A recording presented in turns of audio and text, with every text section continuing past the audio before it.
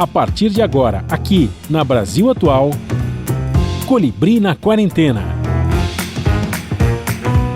Uma conversa com quem está envolvido em trabalhos de cultura e entretenimento em tempo de pandemia. Colibri na Quarentena, um momento para refletir e se reinventar, na música, no teatro, no cinema e em todas as expressões de arte. Olá pessoal, no programa de hoje nós vamos para a região de Toulouse, na França, para conversar com a cantora e compositora Virginie Botteau, que ficou conhecida nos anos 80 à frente da banda Metrô, de hits como Beat Acelerado e Sândalo de Dandy, entre outros. Virginie vai falar de suas recentes parcerias com Edgar Escandurra, Fernanda Takai e Daniel Zé, e do single Abia Jalá, música escrita e interpretada nos idiomas puri e português, numa parceria com a historiadora, escritora e ilustradora Aline Rochedo Pachamama, indígena do povo puri, que também participa do programa. Tudo online, em casa, na quarentena. Começando mais um programa na quarentena, e nós vamos diretamente para a França, viajando para a França, perto de Toulouse, onde está a Virginie. A Virginie, todo mundo lembra do grupo Metrô dos anos 80, muito sucesso. Ela estava na televisão nos anos 80, para qualquer canal que você virasse na época, você via a Virginie no Metrô, cantando para lá e para cá, ela estava em todas. Estava no cinema, estava no Chacrinha, ela estava em todas, era brincadeira. E aí nós vamos contar um pouquinho da história da Virginie, ela vai falar, claro, histórias da banda Metrô, que foi um grande sucesso nos anos 80, vai falar do seu trabalho atual, altas parcerias com Fernanda Takai, com Daniel Zé, com o Grupo Ira, e também vai falar de uma nova parceria, de um projeto bem legal que está apoiando em prol dos povos indígenas, que daqui a pouco a gente vai ter a participação da historiadora aqui, a Aline Rochedo, vai estar com a gente também. Vamos falar dos povos indígenas, que é um projeto da Virginie com a Aline, a gente vai falar no último bloco. Mas antes de contar a história da Virginie, toda a história dela, desde quando ela era pequenininha, quando ela foi para o Liceu Pasteur e papapá, né? Depois ela se casou, viajou pelo mundo, enfim. Antes de contar toda a história, eu queria ouvir de você, Virginie, como é que está a sua situação, como é que você está encarando a pandemia. Desde março, os artistas que faziam shows fora, faziam shows, tinham uma agenda de shows muito grande, os artistas que tinham apresentações ao vivo, tiveram que parar tudo, né? Agora na França tem um novo lockdown, né? Também a coisa também está aí complicada para vocês também, não só para o mundo todo, né, Virginia? Então eu queria saber como é que você está encarando, do ponto de vista profissional, essa pandemia, seus amigos, músicos, que também estão sofrendo muito, aquela turma que toca em muitos shows, se apresenta e tal, e do lado pessoal, como é que você se organizou com a família, teve que ajudar um ou outro, enfim, conta para nós como é que está sendo para você e o impacto que está sendo essa coisa que está mexendo com o mundo todo, principalmente os artistas, né, da música. Tá bom. Primeiro, antes de tudo, boa noite, Colibri. Boa noite, bom dia que você está, porque não sabemos quando vai para... É bom dia, boa noite, boa tarde, é tudo junto, porque nós estamos na Rádio Brasil Atual, 98,9 FM, e também no canal do YouTube, por isso a gente está falando com o mundo aqui, não tem horário mais agora, o negócio é assim. É isso aí, que maravilha. E aqui a gente está 4 horas mais cedo do que vocês, então, de qualquer maneira, mais tarde. Né? Mais tarde, vocês estão 4 horas a mais, isso. Então, um grande prazer falar com vocês, um grande prazer estar ligada no Brasil. Eu nessa pandemia, eu estou passando por altos e baixos, como todos nós, né? A gente veio como uma grande revolução na existência de todo mundo, realmente.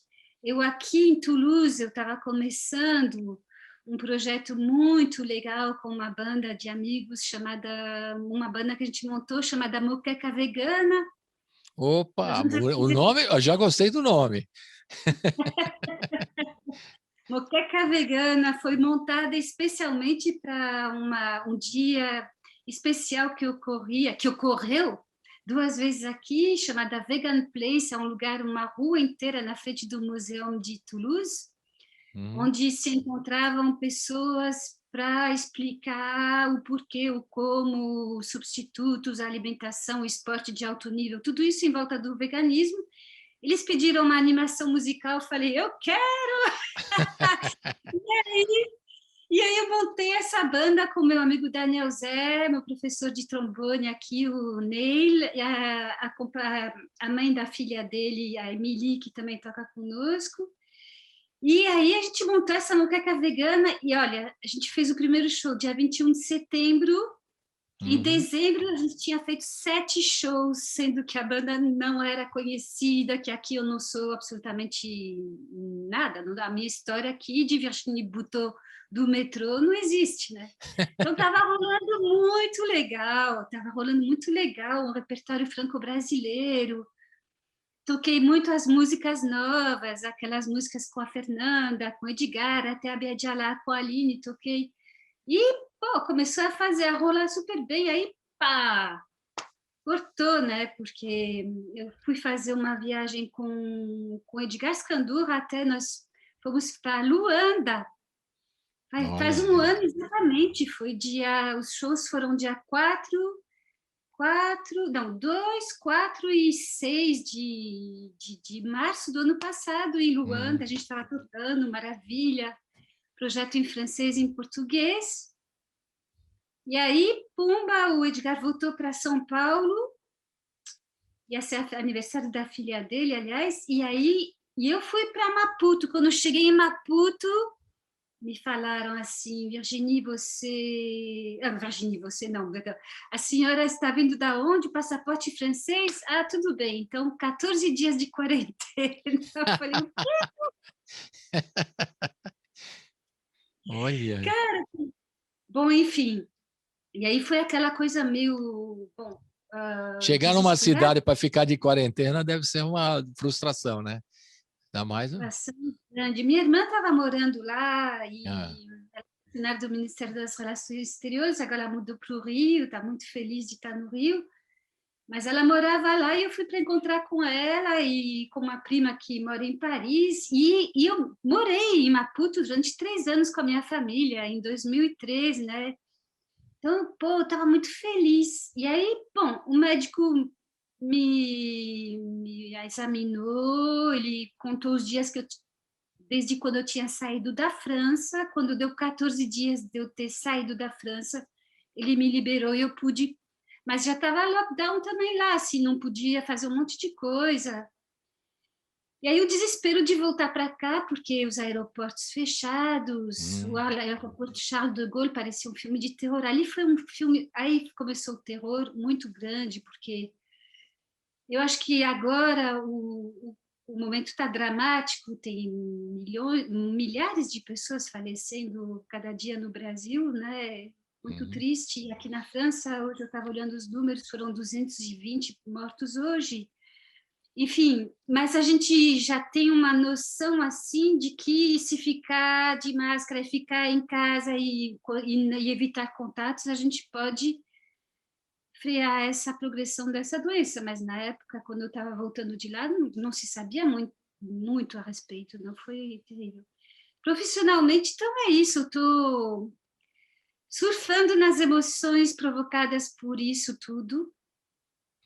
Que passam de uma grandíssima tristeza a uma raiva intensa com certos exemplos que são dados, assim, uma revolta, né, às vezes, né, e uma compaixão e uma vontade de puxar energia positiva para ajudar justamente a passar esses momentos difíceis a todos, né? Porque a gente precisa se alimentar também de pensamento positivo, de construção, e continuar semeando. Eu fico imaginando assim as criancinhas, né? Que agora só você estava me falando que tem netinhos, os seus netinhos conhecem os olhos das pessoas agora, né? Mas é a realidade deles, cara. É a realidade deles. Então, eu acho que a gente tem que fazer essa realidade o melhor possível, o melhor que a gente puder.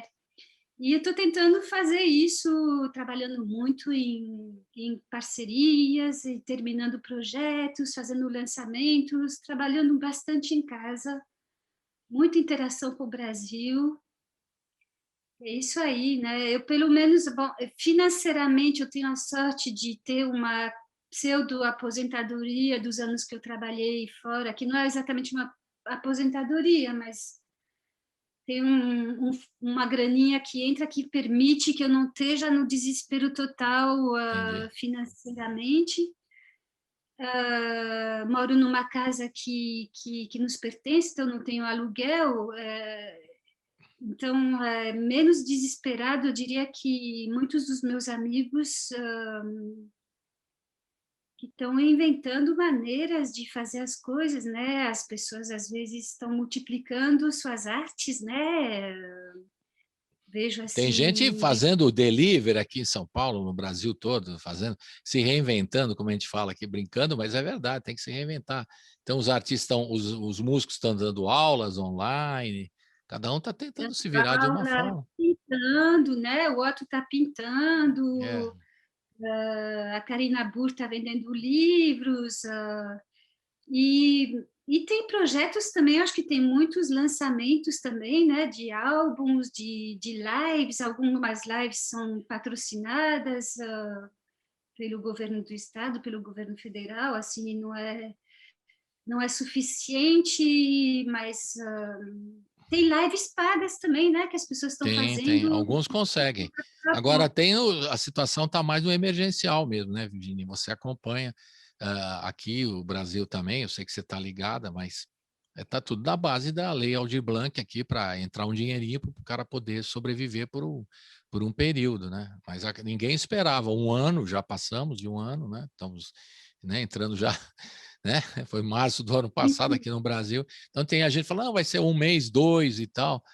Não está rolando, né? E aqui está complicada a situação. Então, E é isso. movimentos de solidariedade que estão bem bonitos também. Muito. Eu vejo. Isso é uma coisa linda que você está tocando, maravilhoso aqui no Brasil. Isso a gente tem orgulho, né? A gente tem vergonha do governo central ali, mas tem orgulho dessas ações solidárias, dos músicos se ajudando. Eu falei outro dia com a sua parceira, Fernanda Takai, ela falou que fez lives para ajudar os músicos, a turma da graxa, que a gente chama, né? A turma que segura o rojão, a turma Sim. da luz, do som, etc. E ela tem feito trabalhos assim, dando o cachê inteiro, às vezes uma parte, mas ajudando essa turma, é uma coisa incrível, isso é muito legal. Por outro Teve lado, a aqui. gente fica nas brigas aqui, né, nas dificuldades de poder sobreviver, porque, né, a gente não sabe o que vai acontecer nos próximos... E fechando tudo, tem muito artista que ganhava só fazendo shows ao vivo, né? Você conhece um montão de músicos muito melhor que eu, turma que vivia, tocava com você quando você vinha para o Brasil, e tocava com um, com o outro. O próprio Scandurra aí, eu fiquei sabendo que ele está vendendo as guitarras dele e tudo mais. Eu fiquei sensibilizado, né? Como é que o Scandurra, né, está nessa situação? Quer dizer, ele e mais muita gente, né, que tem que abrir mão de alguma coisa. Não é que o cara está na miséria, não é isso, né? Mas ele tem que abrir mão de algumas coisas que ele tem, as guitarras, e fazer leilão ou vender, porque precisa gerar uma receita. Não tem show mais ao vivo. Mesmo o Ira, né, que é um grupo como de grande sucesso, que tem um espaço e tal, mas não está fazendo show também, é onde entra o dinheiro, né? Pois é, Situação complicadíssima. tem isso e tem uma coisa. Bom, a gente fez também aqui com a Muqueca Vegana, a gente fez uma live em benefício dos povos originários, dos povos indígenas. E a Uhum. gente fez uma há pouco tempo com uma parceira que passou por aqui, Camila Costa, veio fazer uma semana de música comigo. E a gente fez uma live também beneficente assim. E tem outra coisa que a gente está tentando fazer, que eu estou tentando fazer justamente com esse projeto atual, eu coloquei a música Abiyadjalá na plataforma Bandcamp, que é uma plataforma onde as pessoas são convidadas a comprar a faixa, que É, não é caro, mas é uma maneira de você, de repente, também contribuir com a sobrevivência dos artistas que você curte e apoia, né? Porque eu acho que a gente vai ter que reinventar é maneiras. verdade. E o Bandcamp foi legal você ter citado, porque muitos artistas estão passando por aqui, inclusive os rappers aqui de São Paulo, estão indicando o Bandcamp, que tem uma remuneração ao artista mais justa, né? Que é uma coisa bacana também, quer dizer, você vai botando. Tudo bem, é obrigado a botar no Spotify, no Deezer, nessas coisas todas para ter visibilidade. Agora, se tem que te ajuda mais, né, que é mais justo a remuneração, né, é o Bandcamp. Então, a gente divulga aqui também na rádio numa boa e vamos divulgar. Importante, O né? Bandcamp, Se tão... o Bandcamp, na verdade, é como se você estivesse vendendo a sua música. Você vende É, uma faixa ou vende um álbum, você estipula um preço mínimo e a pessoa vai comprar pelo preço que ela quiser. legal, E legal. é legal, é legal. É uma questão de costume também, né? A gente está tão Não, é acostumado. o próprio live, né, Virginia? Se você pensar que os lives aqui feitos no Brasil, você acompanhou, é duro você convencer, né, a pessoa que já na internet recebe tudo de graça, para ele contribuir no QR Code, o cara botar lá, tem o depósito, ver um show exclusivo que ele tem acesso, pagar um ingresso virtual, né? Não é fácil também convencer essas pessoas que estão acostumadas. Você põe na internet, tem tudo de graça, para que eu vou ver o show e tal?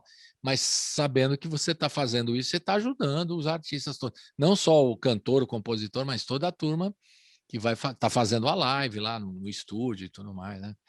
Quer dizer, tem que... Quem tá podendo ajudar, que ajude um pouco, né? Pois Porque é, tem isso muita gente mesmo. que não está podendo, né? Tem que pensar nisso também, Isso né? aí, é isso aí mesmo. Mas, Virginia, antes da gente contar a sua história, vamos botar uma música para a gente começar a Oba! animar. Tudo vai ser ilustrado com música aqui. As que tiver no Vamos lá, roteiro vamos e as que não tiver também, você fala e eu ponho. Também não tem problema. Né? O que vai ter que lá. começar, e não tem jeito, né? Na sua vida, não tem jeito. Você tem que tocar o metrô, né? O metrô faz parte da sua vida e não tem como, né? Não tocar. Então, eu tenho aqui o Tudo Pode Mudar e o Sândalo de Dandy, né? Não é isso? Sândalo de Dandy, se não me engano. São as duas canções que bombaram nos anos 80. Quando eu comecei aqui o programa brincando que você estava em todos os canais nos anos 80, não era mentira, não, era verdade. Era vira para lá, vira para cá, o metrô está em todas, né? Depois você Nas vai TVs, contar. Mas foi importante, né? Não pode negar que foi importante. O que a gente pode ouvir primeiro para você começar a contar a sua história? Tudo pode mudar, já que a gente põe um aspecto assim, tudo pode mudar, né? Vem a vacina e tudo muda dessa situação. vamos Vamos lá, pensar. Tudo pode mudar é uma composição do Joe Eutanásia e do Ronaldo Santos, e eu acho que essa é o maior sucesso do metrô. É uma canção que é regravada constantemente por artistas, tá no The Voice, tá em todos os lugares, assim, filmes de cinema, um monte de filme tem essa música. Tudo pode mudar. Vamos lá, então. Então, roda! Roda! Tudo pode mudar com o metrô. Aqui a Virginie. Vamos nessa. Colibri na Quarentena. Estamos de volta aqui com a Virginie falando da história dela, a carreira dela. Ela está na França, lá perto de Toulouse, né? Uma carreira que tem uma história muito legal. E a gente vai começar a contar agora a história. Você, na verdade, nasceu em São Paulo, certo? Você é paulistana, ou não? Conte aí. Exatamente. Eu nasci em São Paulo, fico muito feliz com essa ideia maravilhosa que os meus pais tiveram. Eles se conheceram no Marrocos, os dois eram franceses, se conheceram no Marrocos e vieram para o Brasil. Eu nasci 3 meses depois. Eles vieram com minha irmã, 4 anos mais velha, meu irmão 3 anos mais velho, e eu nasci 3 meses depois. Eu nasci brasileira. E eles se conheceram em Marrocos, o que faziam os dois que estavam em Marrocos, os seus pais?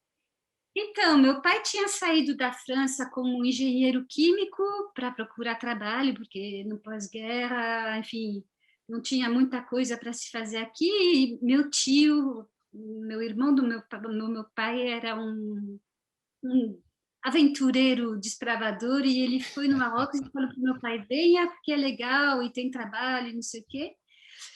Ele trabalhou em fábrica de papel, em fábrica de sardinha, e curtiu muito, porque o Marrocos, nossa, era assim, praia, ele morava em Casablanca, e ele conheceu uma gata que era telefonista, que era a minha mãe. Na época o telefone era assim, sabe? Que ela fala assim, até aperta e enfia aquele plug, né? Aquele plug. Banana, banana. Banana, banana, isso mesmo. Mademoiselle, je voudrais parler à Madame Dupont. Ah oui, d'accord. Pum, pum, e colocava, e fazia o contato lá. A minha mãe fazia isso. Era uma gatinha. Meu avô materno foi para lá como militar francês e ele acabou sendo contratado pelo rei do Marrocos, sim, para ser guarda das terras do território de caça, para administrar o território de caça do rei do Marrocos. Então ele ficou lá e aí minha mãe ficou lá também. Enfim, meus pais se conheceram, se apaixonaram, viveram alguns anos lá, casaram lá, viveram lá e depois aí o meu tio, esse mesmo tio, o Jacques, que hoje em dia mora em Maraú, na Bahia, está vivo, está saudável, está de plena forma. O aventureiro, E esse é o Jacques o aventureiro, é isso? o Jacques aventureiro, o Jacques ele descobriu coisas sempre, lugares maravilhosos, enfim.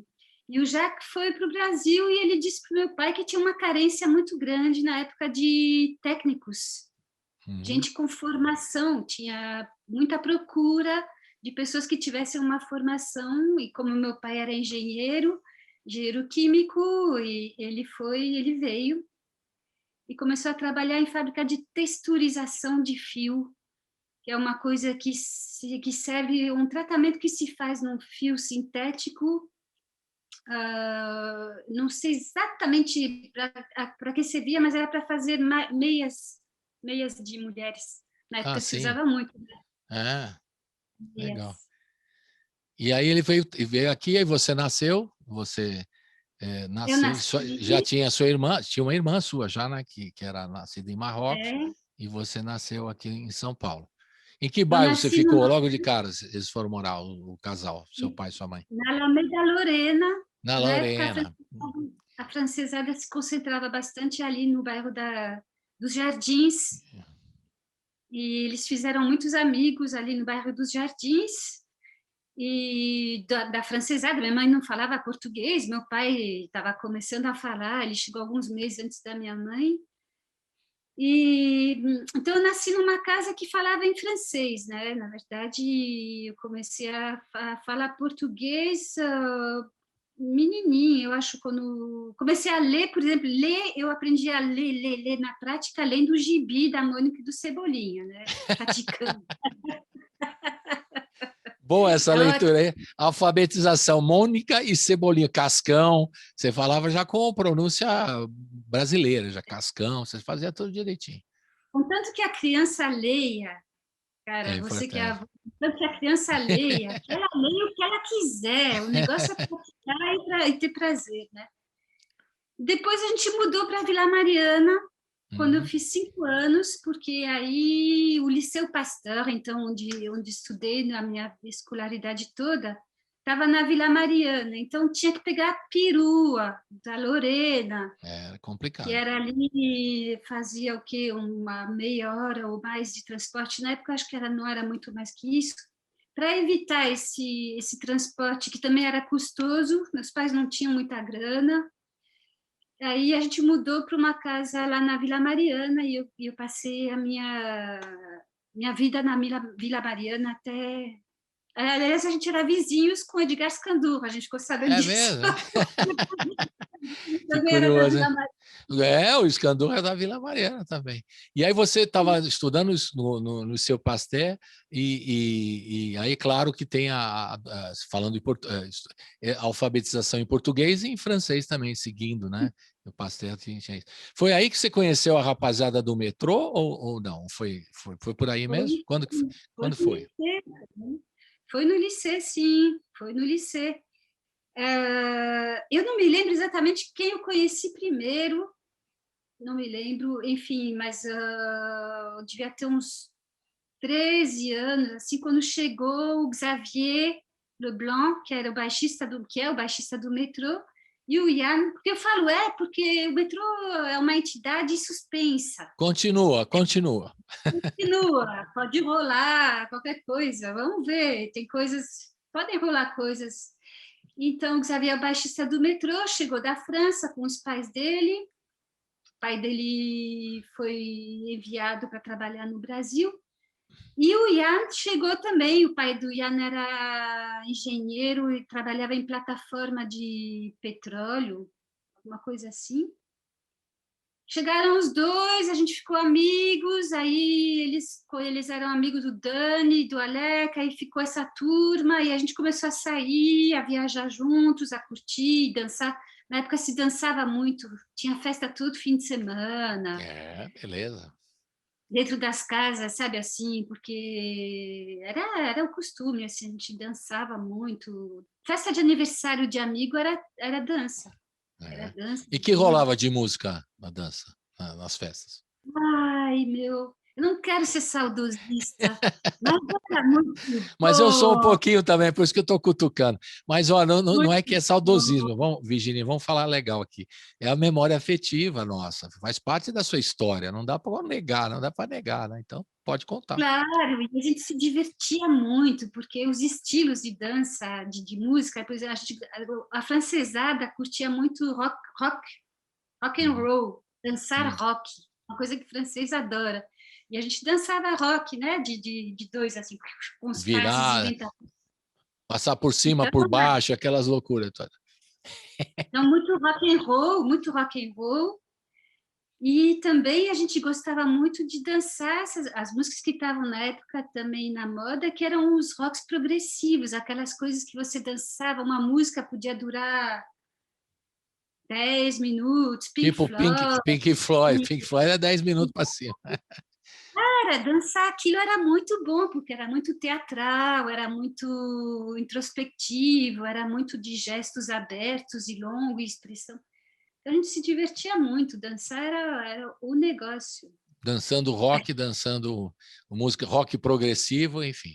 E também não tinha aquelas baladinhas famosas, músicas francesas, italianas, não rolava assim? Uma baladinha, o agarra ali no balanço, não rolava? Não, a nossa turma era mais do agito Só mesmo. tomaram mais. Era mais nas festinhas dos amigos brasileiros que sempre rolava um slow. Velho. Tinha uma seleção do slow, né? Para você agarrar, para você conhecer a menina, você ia dar uma apertada, tinha que ser uma música lenta, né? O rock não rolava, né, Virginia? Vamos combinar que não dava certo, né? É, E isso os aí. meninos faziam assim, as meninas faziam assim. Às vezes era o contrário. Mas, né? Essas bandas tocavam um sonzinho meloso, rock meloso, né? Você citou alguns aí, Toast and Marmalade, né? Selling Ships Upon the Sea, tem essas aí, o If, Bread, né? Que cantava If, essas músicas mais lentas, né? Que era para a rapaziada dançar, bons tempos. Bom, e aí como é que surgiu a música, né? Você já frequentando festas, teus amigos, quando é que você vai? Vamos montar uma banda, vamos tocar música, vamos compor? Quando é que pintou essa história aí, profissionalmente? Bom, eu tocava violão, eu comecei a aprender a tocar violão porque umas amigas minhas me ensinaram os acordes de violão, então eu tocava o meu violãozinho, tocava minhas musiquinhas,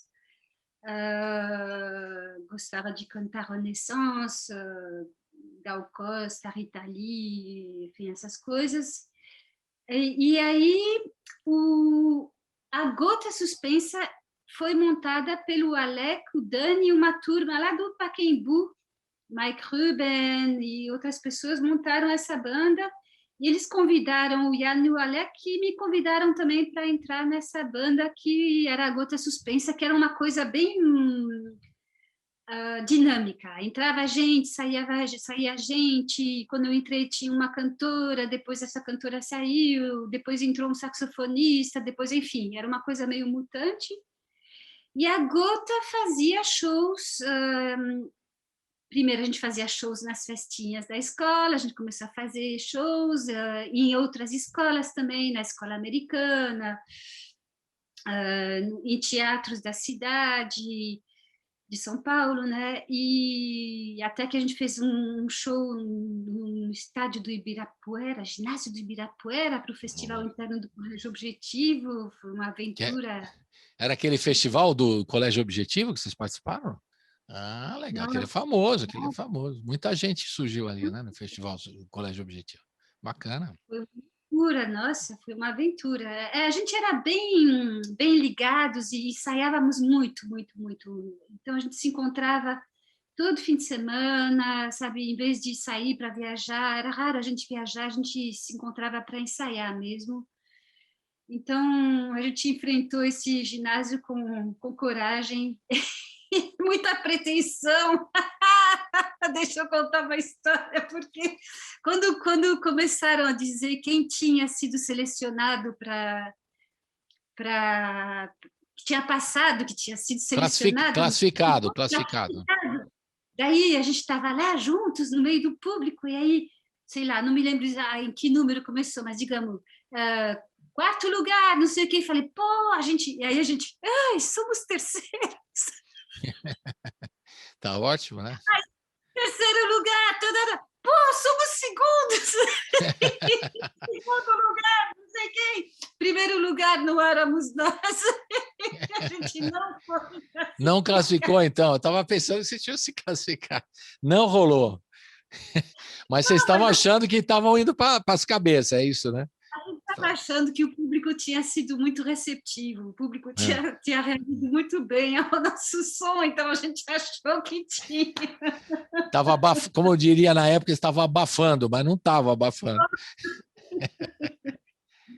E aí do Gota Suspensa virou metrô rapidinho ou demorou um pouco esse tempo? Então, para entrar nesse festival do Colégio Objetivo, tinha que mandar uma fita cassete para concorrer. E essa fita cassete foi parar na mão de um produtor, Luiz Ribas, que convidou a Gota a gravar um LP.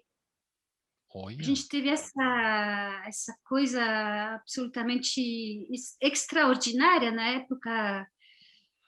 Uma banda poder entrar em estúdio e gravar era muito raro. Era raríssimo. Caríssimo, caríssimo. Então, esse homem, abençoado seja ele, curtiu o som. Diz a história que ele achou que fosse uma fita do Pirata do Pink Floyd, não sei se é a nossa pretensão, história. Enfim, realmente é que a gente tinha esse som progressivo.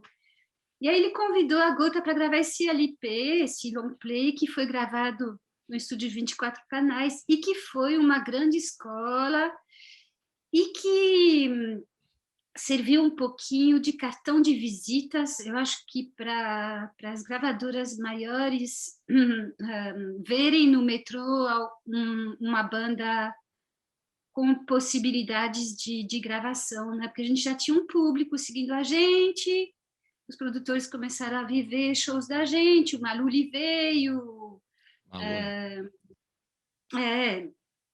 Daí, aí a gente acabou conversando com algumas gravadoras e assinou com a CBS, o Alexandre Agra.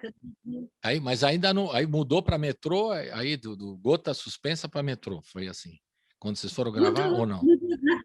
Na verdade, a gente começou a mudar o som no meio da gravação do LP da Gota Suspensa, que passou por uma série de razões, por influências diferentes de sons que a gente começou a ouvir, pela chegada de instrumentos diferentes também na banda. O Ian comprou um mini Moog. Aí tinha aquela coisa de anos 80, que vocês usaram muito, né? Chegaram os instrumentos que fizeram com que as composições passassem a ser diferentes também. O som mudou no meio da gravação. O disco da Gota é metade progressivo, metade new wave. Que loucura. Muito louco. E aí que a gente estava a fim de fazer esse som mais pop, mais new wave e tudo, e foi por aí que na hora de assinar com a gravadora, a gente pensou, pô, fica estranho você fazer um som pop e chamar a Gota Suspensa, porque a Gota Suspensa era realmente um nome muito ligado a esse som viajante. E a gente fez uma lista, cada um escreveu os nomes aí, e por eliminação, por escolha, foi o metrô que foi escolhido pela banda mesmo, esse nome foi escolhido. Fizeram uma eleição e deu o metrô na cabeça. Aí o som pop que vocês assumiram, né? Uma coisa bem pop, bem bem da época dos anos 80. O som que vocês fazem, quando se ouve, né, aqueles sucessos todos que vocês fizeram, tem uma marca dos anos 80, muito forte, né, Virginia? Aquilo se você quiser, por exemplo, identificar, fizer um filme dos anos 80, você pode botar o metrô que está lá, de certa forma, representando o som da época, não é? Estou enganado? É isso mesmo? Ele tá muitas vezes, aliás, beat acelerado e sândalo, beat acelerado e tudo pode mudar, como te digo, entram em várias produções cinematográficas. Para retratar aquele momento, aquela época, né? Aquele momento. Tem um filme lindo que se chama Califórnia, se vocês assistirem, eu adorei esse filme, é um filme Marina Pesson, eu acho que ela chama, e tem o Tudo Pode Mudar Dentro, fala de uma história um pouco uma dura realidade da época, que era quando a gente descobriu a AIDS, como se transmitia, que a gente aprendeu, foi duro aquilo, hein? Opa, foi muito sim. duro, foi terrível aquilo, foi terrível, foi muito cruel. Então, é um filme que retrata essa época com os lados bons. É a direção da Marina Persson que você está falando, é isso? Filha do Isso. grande Luiz Sérgio Persson, um dos maiores cineastas brasileiros, né? E muito marcado com a história de São Paulo também. São Paulo S.A. é o filme do Luiz Sérgio Persson, um clássico. Vamos ouvir então o Sândalo? Vamos ouvir o Sândalo. Fala do Sândalo. Quem que fez essa música aí? O Sândalo tocava também direto na televisão, era impressionante. Fale um pouquinho da canção para a gente ouvir Sândalo agora. de Dante é uma composição do musical do Ian, bem das melodias do Ian, e a letra é do Tavinho Paes, Tavinho Paes, que é um poeta carioca maravilhoso, que fez essa letra extraordinária, eu acho, pelo menos. Então vamos rodar? Roda, Sândalo de Dante, roda com Metrô, que antes era Gota Suspensa. Roda! Colibri na Quarentena. Estamos de volta aqui com a Virginie diretamente. Virginie Botot. Tá certo a pronúncia? Falei direito? Virginie Botot. Para quem não sabe, do grupo Metrô, sucessaço nos anos 80. E o Metrô marcou a época, como ela já contou, altas histórias. O beat acelerado que tocava, né? Beat acelerado. Aquilo lá ficava no chiclete, né, Virginie, né? Assim. O beat acelerado que é interessante de lembrar, ele realmente lhe grudava, e é interessante ressaltar que o beat acelerado era uma bossa nova, né? Era mesmo? A composição do beat acelerado, que entrou no disco Olhar, ela entrou na forma original dela, que era uma bossa nova escrita pelo Vicente França, e o Metrô deu uma... Aí fizeram aquela coisa, aquele, né? Que todo famoso e tal. Bom, mas a gente passou o Metrô, né? E aí eu quero saber as outras histórias de você. Depois que acabou o Metrô, não, acabou o Metrô não, o Metrô continua ainda, né? Mas você teve, o seu caminho foi para outros lugares. Então conta um pouquinho a sua história. Você foi trabalhar em consulado, conta o que aconteceu com a sua vida e quando que você deu um tempo com a música, se ficou decepcionado de alguma forma, por que você mudou a sua vida, né? Largou um pouquinho a música por um tempo, né? E já voltou depois, né? Fale um pouquinho. Vou falar, então vou resumir um pouco, porque... Só, aqui é um documentário da Netflix, né? O negócio vai longe aqui. Não, realmente o metrô hoje em dia a gente pode dizer que ele não acabou, mas na época eles tinham me dispensado, os meninos, e eu fiquei muito triste um tempão. Aí depois eu comecei a trabalhar de novo com outros músicos, conheci o Arrigo Barnabé, que foi muito importante na minha reconstrução pessoal. A gente fez músicas juntos, que, aliás, vão ser lançadas em breve num vinilzinho maravilhoso que está sendo fabricado aí no Brasil. Vamos divulgar aqui, claro. Sur une plage du Brésil e Mon Chat, cantadas em francês, gravadas em 86, vão ser lançadas agora. Aí eu conheci também a turma do Fruto Proibido, Virginie Fruto Proibido, a gente gravou um disco pela CBS. Teve uma música que entrou na novela, que é Fera Radical, que é Más Companhias. enfim, começou a produção do Mazola, foi indo, mas aí chegou uma hora que não estava mais rolando o show, eu não estava nem muito satisfeita, apesar de ter feito esse disco que eu gosto muito e de ter esses parceiros que eu gosto muito, a gente não estava ganhando o suficiente para sobreviver, para falar a verdade. E teve um boom, né? Com o metrô, vocês ganharam dinheiro ou não, Virginia? Teve bastante, tocava tanto na televisão ou não? A gente ganhou, mas eu acho que ganharam muito mais do que em cima da gente do que a gente ganhou, hein, É bom falar isso aí. As majors ganhavam muito em cima dos artistas. Né? Isso é bom contar essa história. As majors, os produtores também, porque a gente fazia shows em ginásio de 6, 7 mil pessoas, talvez não fossem as melhores condições técnicas para tocar. Mas, bom, olha, o metrô, se tivesse continuado mais um tempo, acho que a gente podia ter realmente ganhado muito mais. A gente estava bem, estava melhor. Eu consegui vir para a França pela primeira vez graças ao metrô. É mesmo? Com 23 anos de idade foi a primeira vez que eu fui para a França, que eu vim para a França, que eu consegui pagar minha passagem, foi com 23 anos de idade, graças ao metrô. Você foi para a França de metrô, até parece, brincando. Fui. Mas graças ao metrô, quer dizer, entrou um dinheirinho para você poder viajar, conhecer a terra dos seus pais e tal, né? Não, entrou algum. Eu digo realmente que circulou mais dinheiro em nossa volta do que entrou para nós, mas entrou, claro, com certeza. Não, sim, sim.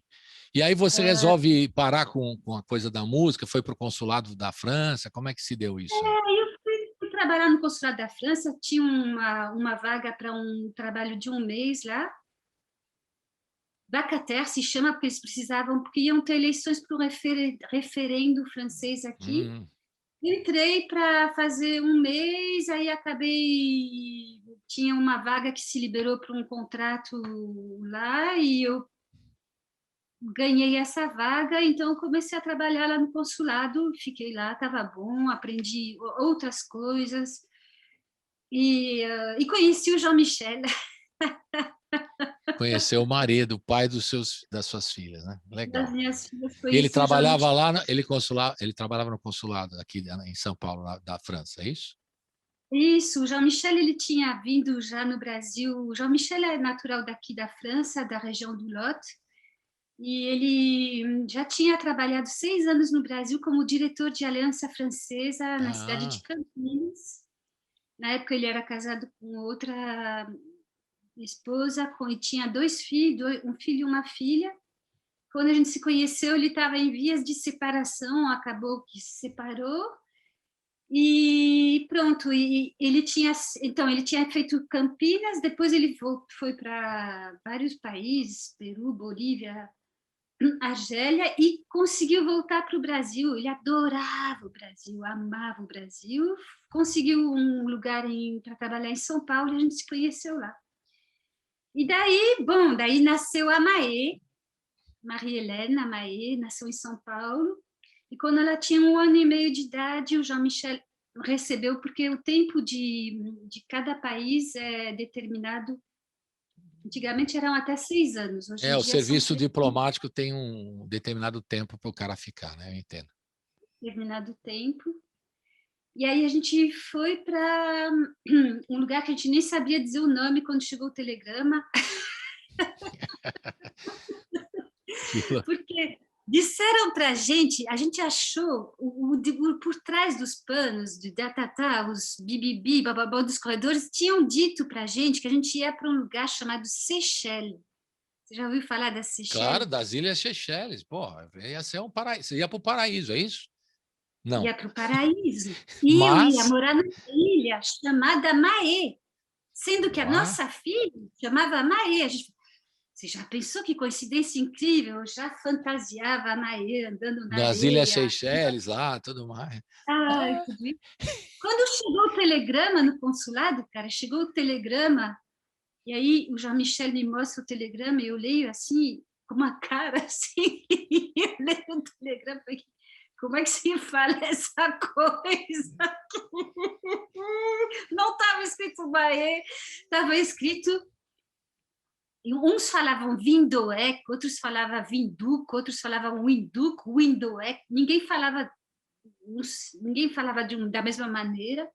Aí o Jean-Mi me falou assim, olha só, vai fazer agora aniversário. Isso porque ele me falou, Virginie, você viu que dia é hoje?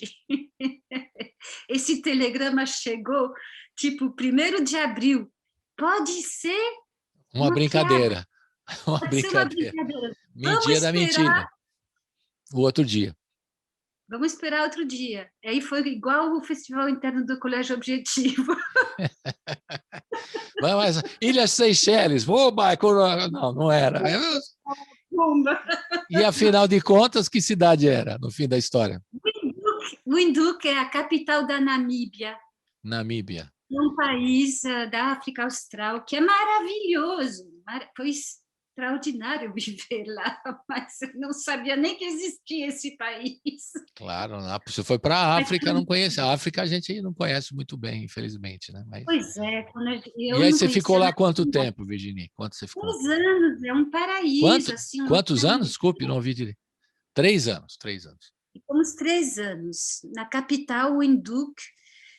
E a Namíbia é um país que tem zonas, tem um dos mais velhos desertos do mundo, que é muito habitado por vários animais. A gente, perto da cidade de Windhoek, a gente começou a ver avestruzes, babuínos, marca de onça. Assim, foi realmente, para mim, que adoro a natureza, foi maravilhoso. Uma aventura do tipo daquela do seu tio, né? Que gosta de aventura. Vocês foram, não é? Inspirado no seu tio, vocês foram numa aventura, 3 anos, né? E depois vocês voltaram aqui para o Brasil ou não? Depois a gente passou 3 anos, o Jean-Mi passou um concurso para mudar de categoria dentro da carreira diplomática, e a gente foi morar 3 anos em Nantes. Foi aí que eu vivi na França pela primeira vez, no norte da França. Choveram os 6 primeiros meses, sendo que a gente vinha de um país onde não chove nunca. Brasileira ainda, hein? Brasileira, vindo da África, passando pela África, não chovendo o tempo todo. Aí é duro, né? A gente olhava pela janela e via as pessoas saindo. Chegou uma hora e falei, vamos sair também, porque não para de chover nunca, vamos sair com a chuva. E quanto tempo em Nantes que vocês ficaram? 3 anos em Nantes, foi um aprendizado tanto também, que eu aprendi que eu não sabia, na verdade, o que era ser francês, né? Porque eu sabia que era ser uma francesa em São Paulo. E foi legal, e depois a gente foi para Maputo, no Moçambique. Olha. Que foi uma grande experiência. Eu comecei a trabalhar em termos de trabalho voluntário, aí eu comecei a fazer coisas, me misturando mais assim com as pessoas, foi legal. Depois a gente foi para Montevidéu, no Uruguai, pertinho do Brasil, aí a gente já conseguia dar umas escapadinhas aqui para São Paulo. Ir para São Paulo, ir para Bahia, passar férias na Bahia, essas coisas, né? Foi maravilhoso, Montevidéu, Uruguai, foi incrível, amei totalmente. E cada vez que a gente saía de um desses países era rios de lágrimas, não? Porque acaba se adaptando ao lugar e cria uma amizade, uma coisa, né? E depois do Uruguai, esqueci a história em tanto. Depois do Uruguai? Depois do Uruguai, nós fomos para Madagascar, no norte de Madagascar. Nossa, Diego Soares. Tô falando que é um documentário da Netflix, a tua vida, pô. É brincadeira, não? Foi incrível. E ficaram também mais 3 anos em Madagascar? 4 anos.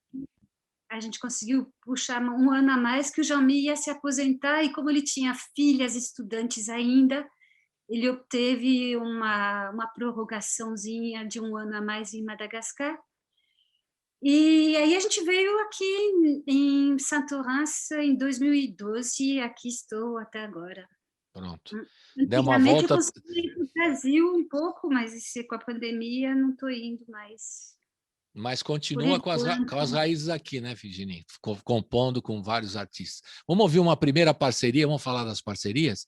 Essa daí que Oba. a gente falou de Maputo, do Edgar Scandura, que você viajou com ele o ano passado, antes da pandemia, né?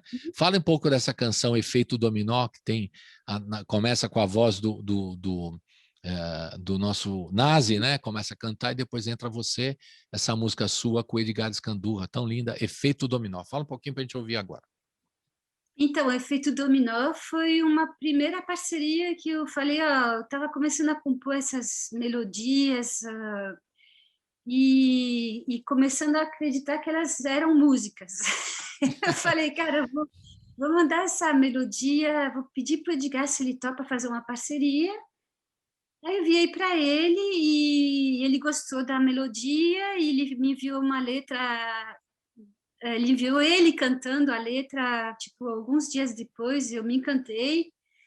E eu logo escrevi a versão em francês, porque eu gosto de fazer esse exercício de escrever versões, é uma coisa que eu gosto de fazer. Aí eu mandei para ele, ele curtiu e guardou isso em algum lugar da mente. E quando o Ira estava preparando o álbum novo, o Edgar me falou, você vai gravar? O que você acha se eu ir gravar? Eu falei, poxa, que eu acho maravilhoso, incrível. E ele falou, e sabe que eu achava muito chique, se você topasse cantar? Eu falei, poxa! Só as convites, né? Cantar a música sua e você participar também, tudo a ver, né? Que beleza. Maravilhoso, eu fiquei super encantada. Gravei aqui em Toulouse a minha participação. Então, ouça aí, Efeito Dominó. Vamos ouvir. Efeito Dominó, roda! Produção do Apolo, vai lá. Colibri na Quarentena. Estamos de volta com a Virginie Butteau. Eu vou acertar a pronúncia, até o fim do programa acerto. Parece até a de Eu falo italianado, eu falo paulistano, não dá, ainda estou aprendendo. Mas a Virginie está em Toulouse e ela está falando agora, já contou a história de todas as bandas dela, né? Virginie mais o Fruto Proibido, Gota Suspensa, Metrô. E agora, gente, ela tem uma banda que chama Moqueca Vegana. Olha que legal esse nome.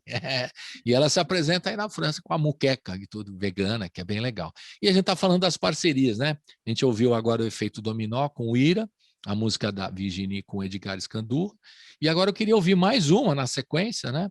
Que a gente daqui a pouco vai falar do single que você lançou em prol dos povos indígenas. A gente vai entrar em contato com a nossa querida Aline Rochedo, né? Que ela vai participar. Então eu queria já ouvir mais uma na sequência. Como é que foi essa relação com Amor em Tempos de Cólera com a Fernanda Takai? Conta para nós. Bom, a Fernanda Takai é uma pessoa, uma mulher admirável, uma musicista incrível, uma cantora que eu gosto muito. E quando surgiu essa canção, veio a melodia, realmente ela veio com o título Amor em Tempos de Cólera. E aí eu pensei, eu falei, bom, vamos lá, Virginia. Eu não conhecia a Fernanda pessoalmente, mas eu escrevi para ela pelo Instagram, eu falei, olha, Fernanda... Fiz uma melodia, eu acho uma canção, eu acho que ela, assim, eu gostaria muito se você topasse fazer uma letra, você quer ouvir? Aí ela ouviu, ela gostou muito da canção, e algum tempo depois ela me mandou essa letra que, nossa, assim, encaixou, mas casou muito bem com a melodia, ela tem uma grande sensibilidade, eu fiquei extremamente feliz, e da mesma maneira ela gravou esse disco durante a pandemia, né? Foi produzido pelo John Ulloa, o esposo dela, que fez os arranjos todos, e ela me perguntou, Virginie, você pretende gravar? Eu pretendo gravar minhas músicas, mas por enquanto eu ainda não me organizei para isso. Claro. E aí eu falei, ela me perguntou se ela podia gravar, eu falei, nossa, que demais, claro que pode. E aí ela falou, eu falei, eu tinha convidado ela para cantar comigo quando eu gravasse, ela tinha topado, então ela voltou esse convite, ela falou, aí eu falei, tudo bem, vamos lá. E eu gravei participou aqui. Também aí em Toulouse. Legal. Eu gravei as vozes aqui. Vamos lá. Vamos ouvir então o Amor em Tempos de Cólera com a Fernanda Takai e a Virginie. Roda! Colibri na Quarentena. Estamos de volta com a Virginie, diretamente de Toulouse. Virginie é cantora, compositora, né, do grupo Metrô. Ela teve o grupo Gota Suspensa, ela teve Virginie e o Fruto Proibido, é isso? Não sei se estão todos os grupos aqui. E agora ela está com a moqueca vegana. Eu gostei tanto do moqueca vegana que eu falo toda hora aqui. Precisa estrear o moqueca vegana aqui no Brasil, né, Virginie? Depois da vacina, você vem aqui e lança a moqueca vegana aqui. Você lança não é? Uma vontade que eu tenho, eu estou pensando talvez em gravar o nosso repertório em estúdio aqui com a Moqueca Vegana, porque é uma formação muito legal, né? Daniel Zé é um cara que toca muito bem, canta muito bem, a gente tem uma voz que combina bastante, e ele é muito generoso na hora de tocar, porque ele toca muito, e eu toco médio, e ele me agasalha, digamos assim. Tem o Neil, que toca trombone, que é uma maravilha, e a Emily, que faz tanto percussão quanto teclados, ela faz um monte de coisa, então, e vozes também. Então, eu tenho vontade de registrar esse repertório, quem sabe, vamos ver. Vai rodar, assim, o Moqueca Vegana vai... E gravar, você tem que gravar, soltar aí, e depois fazer um show, quando depois da vacina você vem aqui para o Brasil, passeia aqui com a gente, né? Visita o Liceu Pasteur, vai passear aqui. O que você gosta aqui de São Paulo? Você é uma paulistana, apesar de estar morando tanto tempo fora, né, viajando pelo mundo. O que é uma coisa que você curte aqui em São Paulo? Só curiosidade para saber. Eu gosto de andar pela Avenida Paulista. Que legal. Para tanta gente. É interessante, né? Muita gente fala, mas como, né? Mas é paulista, você gosta de passear. Gosto de andar pela Avenida Paulista, olhar as pessoas, e no domingo, então, quando fecha tudo e que tem música e artistas e gente andando de patins e tudo, maravilhoso, né? E gosto de comer em São Paulo. É mesmo? Acho que se come muito bem se comia muito bem em São Paulo. Agora Come-se. Agora aqui não dá para ir nos restaurantes, mas tem restaurantes veganos aí, você não vai ficar na mão mesmo. Não, tem muitos, eu sei que tem muitos, estou com vontade de descobrir todos. Os projetos, estamos falando dos projetos aos poucos. Vamos ouvir essa com o Daniel Zé, ou como é que é? O Baobao. Como que é? O Babaô. O Babaô. O Babaô. Mas essa é do Moqueca já ou não é do Moqueca? Não, essa é uma parceria. Então, eu conheci o Daniel Zé aqui numa manifestação, ele não, e a gente ficou muito amigos logo. Ele mora aí, o Daniel mora aí Ele mora em Toulouse há 2 anos. Em Toulouse. E tinha essa música e ele me falou, olha, eu tenho que essa música, mas eu queria escrever essa letra em francês com essa brincadeira do o-ba-ba-o, que é o baixos e altos. O babaô.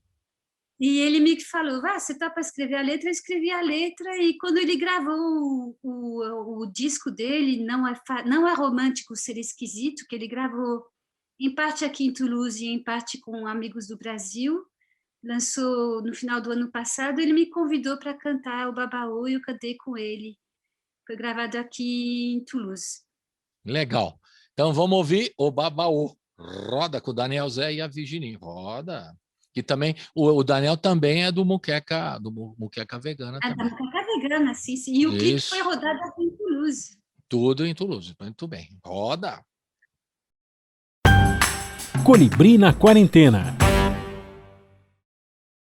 Estamos de volta aqui com a Virginie, só que agora temos convidada aqui, é isso mesmo, a Aline Rochedo vai falar desse projeto junto com a Virginie, que é um single que ela está lançando em prol dos povos indígenas brasileiros. E, né, Virginie, vamos receber aqui a Aline nesse bloco final para ela falar desse projeto junto com você, Virginie. Apresenta a Aline, você agora é apresentadora também, você vai se dividir comigo aqui na função.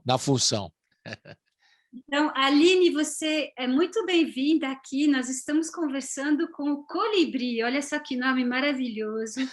A conversa está muito agradável. O Colibri é uma pessoa muito gentil, muito sorridente, muito astral. E eu estou muito feliz em receber você aqui, minha querida Tsate, que muito me honra nessa parceria Abia Edialá, cantada na língua do seu povo, o povo Puri da Mantiqueira, e em português. E eu gostaria muito que você dissesse o que passa no seu coração com essa canção. Beleza. E a gente vai ouvir no final do programa A gente vai ouvir, assim, no final desse bloco, a gente vai ouvir a música na íntegra. Tá legal? Conta aí, Aline. Você, antes de mais Então, nada, saudações. você contar a sua história, né? Também, antes de contar do projeto. Você é historiadora também, né? Fale um pouquinho. Antes, saudações a beijá-la a todas e todos. Essa saudação já é uma prática minha de muitos anos. A beijá-la é o nome do nosso continente antes da colonização chegar aqui e nos colocar outros nomes, né? Inclusive nos chamar por outros nomes que não são os nossos. Então, a beijá-la é uma voz aí de mais de 500 anos. É a voz da terra, é a voz dessa terra que pulsa. Não é a minha voz, né? Essa canção, ela veio a partir de um sonho. E antes de qualquer título que eu tenha, eu sou originária do povo Puri, sou gente da terra, tenho uma floresta no meu coração e sinto também grande responsabilidade em fazer valer essa floresta que está lá fora. Se fosse mais cedo, a gente podia estar ali, mas a Mantiqueira é a serra que chora, né? Gota de chuva, eu estou aqui no coração da Mantiqueira. A Manatiquira, nome também indígena dessa Mantiqueira. montanha que pouca gente conhece. Essa canção, eu vejo um coletivo de muitas vozes, porque não sou apenas o canal da Abejala e de Pachamama para... Opa, deu uma cortadinha no áudio dela aqui, vamos ver. Né, Virginie? Cortou. Nós precisamos, né? Fala de novo, Aline, fala de novo que deu uma cortadinha no seu áudio. Eu não quero perder nada que você está falando aí. Volte, por favor. Então, eu dizia que a Abejala é uma canção coletiva, que eu sou apenas um canal disso, que foi sonhada, né? Nós temos uma comunicação forte com os nossos sonhos.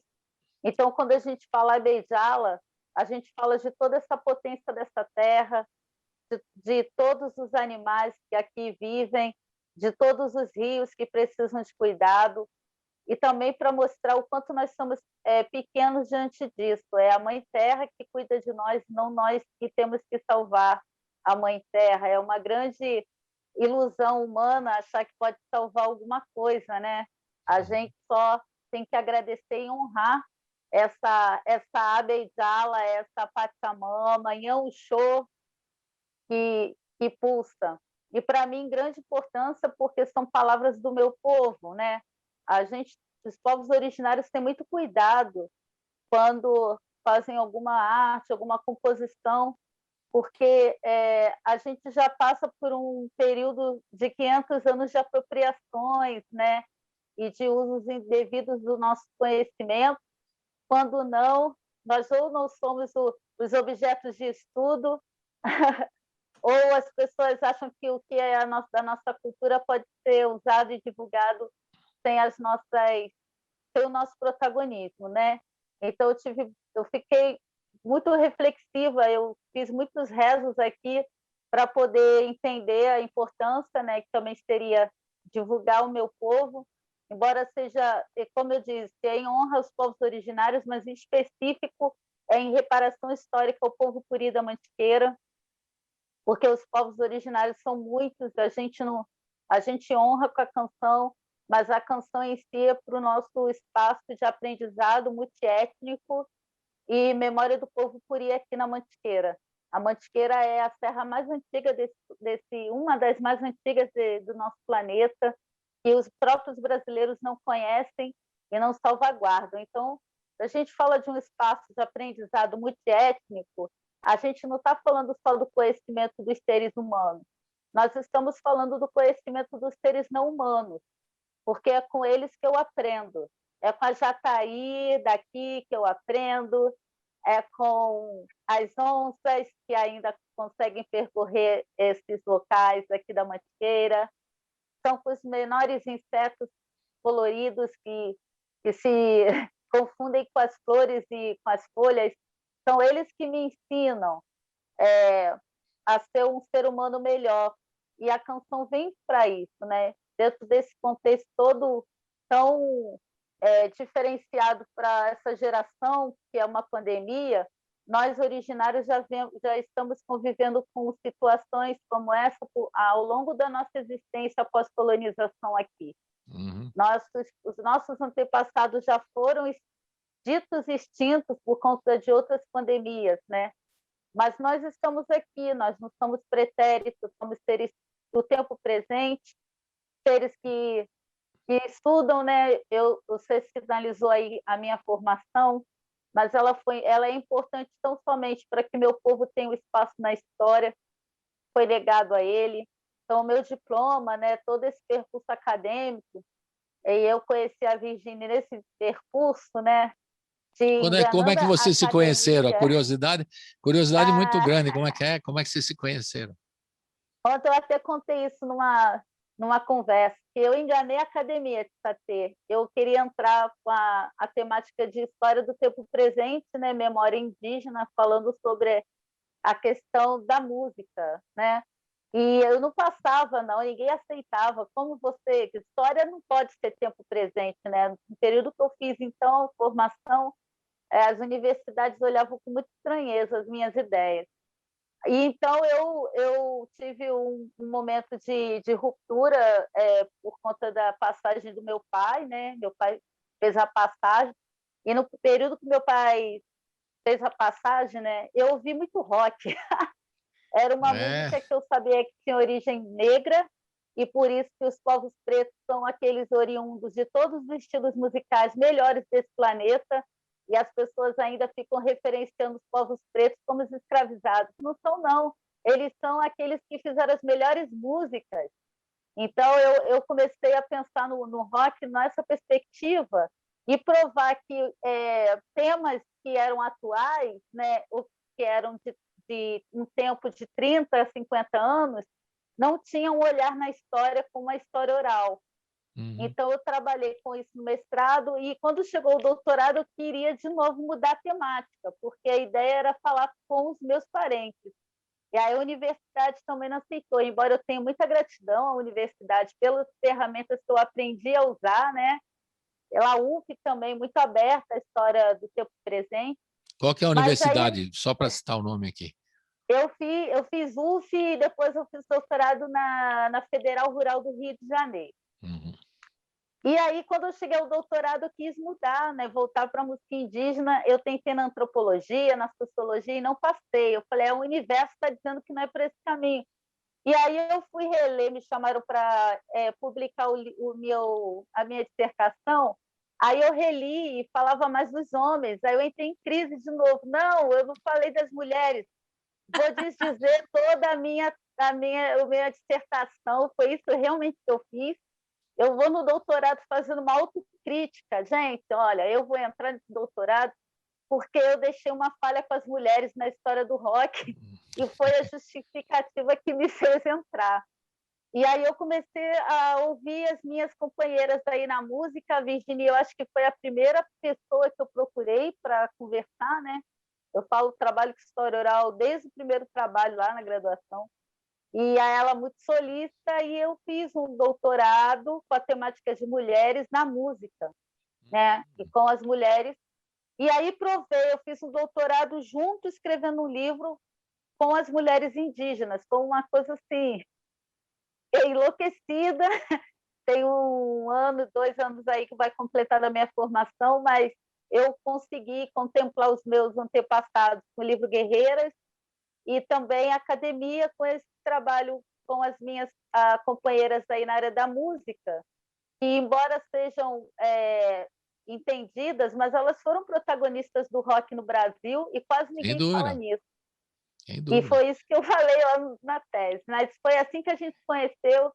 Eu acho que a Virginia me achou muito doida. Ela falou, como assim uma indígena que trabalha na temática do rock? Indígena que vai no rock and roll, essa é muito louca, essa indígena, né? Muito legal. E você fez o... Fala, Virginia, por favor. Achei muito bem-vinda, achei muito doida. Eu falei, cara, eu estou recebendo um presente, sabe? Porque realmente conhecer a Aline assim foi sabe, quando você acha que as coisas que são importantes para você acabam pintando de uma maneira ou de outra, sabe? Assim, a preocupação com os povos indígenas é uma preocupação uma admiração e uma preocupação que vinha crescendo com tudo que se ouvia.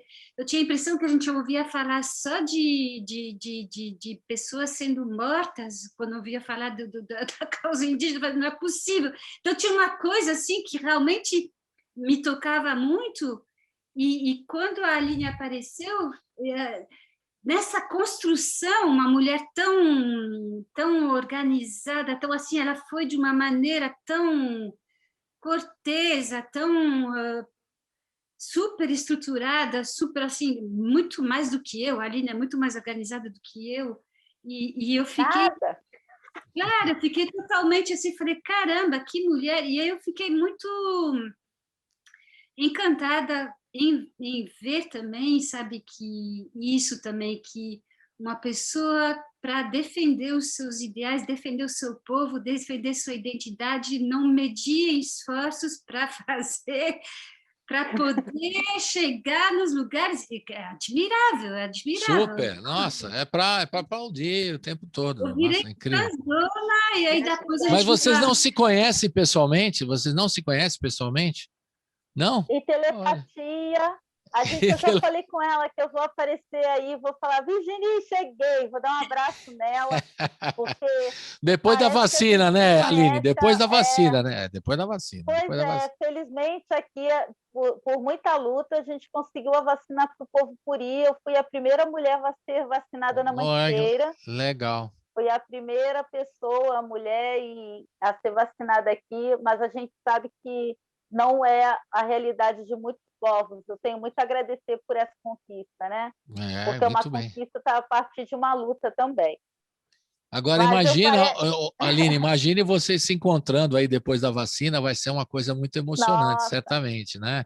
Presencialmente. Eu gostaria de estar próximo para registrar tudo isso. Quem sabe lá na rádio, né? Depois de tudo, né? A Virginie vem para São Paulo, você vem para São Paulo também, a gente consegue fazer, ou em outro lugar também, vocês possam se encontrar. Né? Sabe aonde a gente pode encontrar? No espaço Inhão Show, esse espaço que a gente está tentando fazer acontecer. Pronto. A Aline com as suas, com todo o seu trabalho de anos e anos e anos, e com essa canção a gente está tentando levantar também os fundos para também contribuir na construção desse espaço. E eu tenho certeza que eu vou me sentir muito em casa, porque a Aline me mostra, me envia filmes do lugar onde vai ser, eu já vi o projeto, é maravilhoso. E a nossa canção, a Biaidjalá, também tem protagonistas que são de lá, que estão cantando com a gente, né? Tem o Gavião cantando conosco e tudo isso. Dividimos muito essa paixão com a natureza, essa reverência. Legal. Natureza, então... Então, só para a gente entender, para o público que está nos ouvindo e vendo pelo YouTube, a música, ela vai ser, toda essa canção composta por vocês duas, ela vai ser revertida, né, e vai ser em benefício dos povos indígenas, e o valor arrecadado da música vai ser revertido por um projeto. Fale um pouquinho desse projeto, Aline, para nós. O projeto Inhã. Inhã Show, na língua puri, significa Mãe Terra. A própria Mantiqueira, que é a Serra Gota de Chuva, é uma palavra do tronco tupi, né? A Mana Tiquira. E falta uma palavra nossa, que nós que estamos aqui. Inhã Show seria essa palavra, né? Que esse espaço é um espaço de aprendizado multiétnico e também de memória do povo puri da Mantiqueira. Seria um aprendizado multiétnico, é uma escola aberta, né? Eu não gosto desse termo escola, mas é como se fosse o lugar do aprendizado, dos afetos, das águas, dos animais, da região, um lugar para se falar sobre a cultura originária, a partir dos próprios originários, trazendo os seus conhecimentos. Aqui a gente tem os parentes Guarani muito próximo, a ideia de ter, por exemplo, um curso da língua Guarani, uma estruturação da nossa língua puri, que foi violentamente, né, de certa forma, e nós fomos impedidos de manter a nossa língua, e temos algumas palavras, por isso é tão importante essa canção, nas palavras Curi, Sim. porque para nós elas são raízes, né? São raízes que a gente precisa cuidar com muito afeto para que tenha ramificações, porque a língua só volta a ser falada quando a gente está no território, né? Claro. Então, outros povos já passaram por esse processo e a gente sonha também, pelo menos, ter alguns, né, elementos no nosso dia a dia que remetam à nossa língua materna. Por exemplo, o tsatê, que a Virginie já fala. Aqui na região, todo mundo me cumprimenta com tsatê. Tsatê significa irmã, irmão, mas as pessoas já me chamam de tsatê saudando, ou chutepotê. Chutepotê, tsatê, boa luz. Eu falei, gente, para com esse negócio de fazer barulho na escola, né? As crianças são ótimas. Para de fazer esse barulho. Esse barulho aí é uma afronta aos povos originários, sabia? Vocês estão me chamando para guerra. Vocês querem guerra? Claro, tem nada a ver. Não, né? Aí as Olha, pessoas falam, chutepotê. Satê, vamos aprender. E é legal, Aline, você está na rádio certa aqui, na Rádio Brasil Atual, porque nós sempre discutimos a questão do indígena aqui no jornalismo, inclusive a nossa querida Marilu Cabanhas, de origem paraguaia, a família dela também, ela ganhou o prêmio Vladimir Herzog aqui com uma série de reportagens sobre Guarani Kaiowá, que ela fez uma série de reportagens incríveis e foi premiada, né, dos direitos humanos. E a gente sempre coloca a questão da demarcação da terra, a questão indígena. Se é uma rádio que faz muito isso, somos nós aqui da Rádio Brasil Atual. Então, você está no lugar certo, né? Com a gente aqui. E você pode contar com a gente também, viu, Aline? A Virginie já está na casa aqui, né, com a gente, musicalmente, né? Mas você pode contar também com o jornalismo nosso para sempre que tiver divulgar as ações aí do povo, né?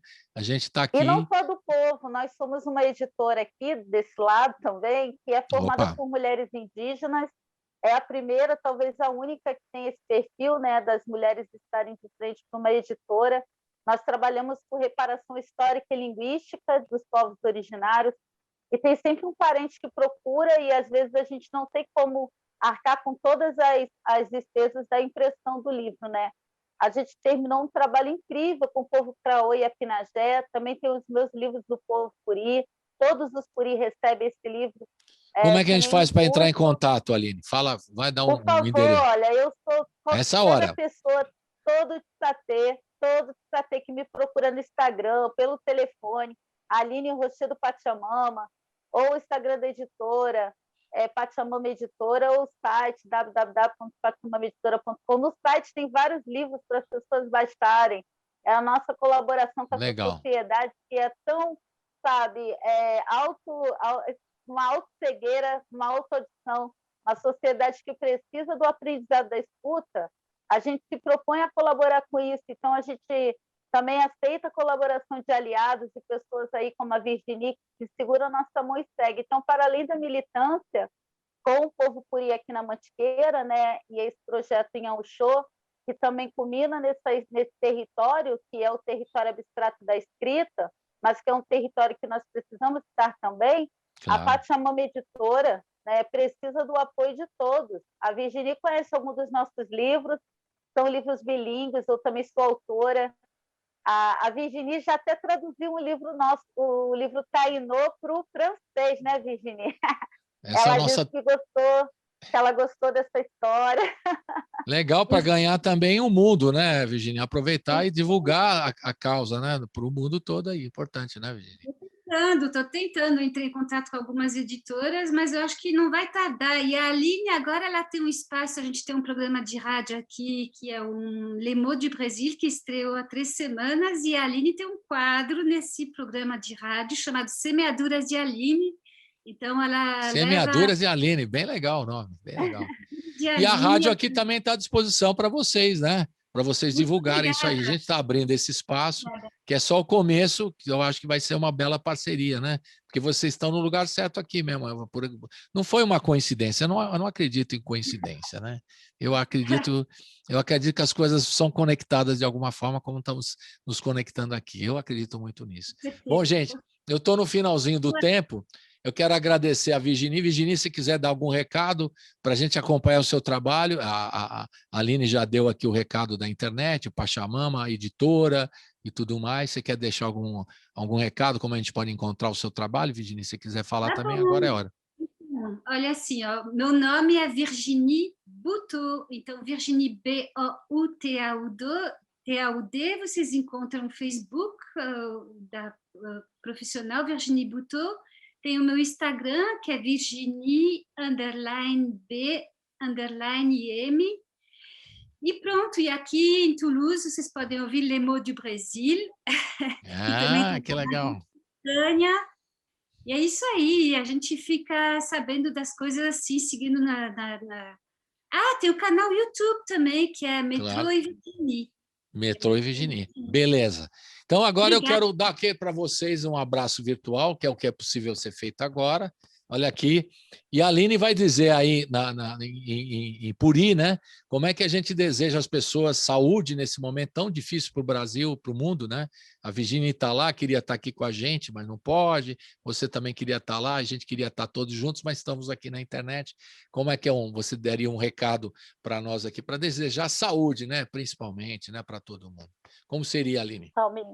Migut Caraguê, Jetsate, Tataki, Tixorê, Migutkara Jombeá, Tixorê. Eu falei que a primeira cura é a gratidão. Então, a gente precisa agradecer por estarmos vivos.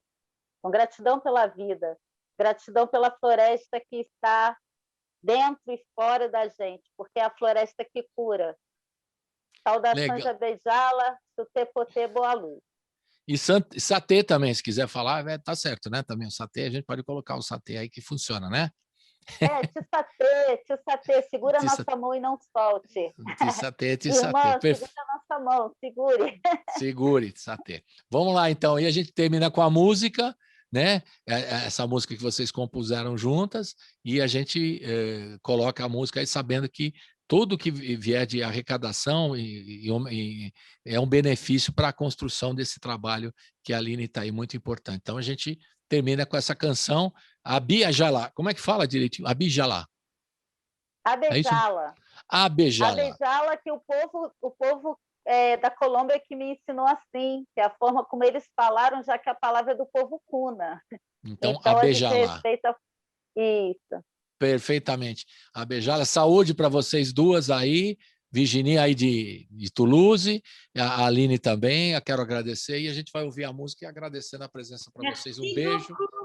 Merci beaucoup. Merci beaucoup. Tá aqui todas as línguas, né? É muito lindo isso. Valeu, gente. Até mais. Um prazer, Colibri. Um prazer, Aline. Tchau, tchau, tchau. Colibri na Quarentena.